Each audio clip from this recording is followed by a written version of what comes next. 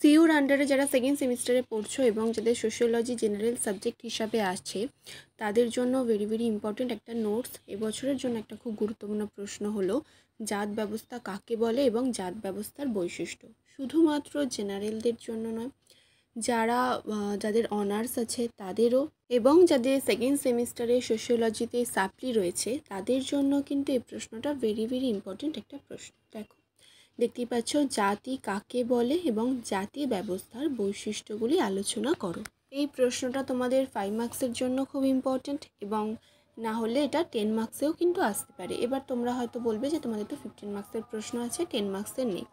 যদি এটা 10 মার্কসের আসে তাহলে এর সাথে অন্য কোনো একটা প্রশ্ন আসতে পারে, সেটার সাথে মানে পার্ট মার্কিংয়ে কিন্তু এটা আসতে পারে। দেখো এখানে মোট আমি তোমাদের 8টা বৈশিষ্ট্য দিচ্ছি এবং তার সাথে জাতি কাকে বলে সেটা তো রয়েছে।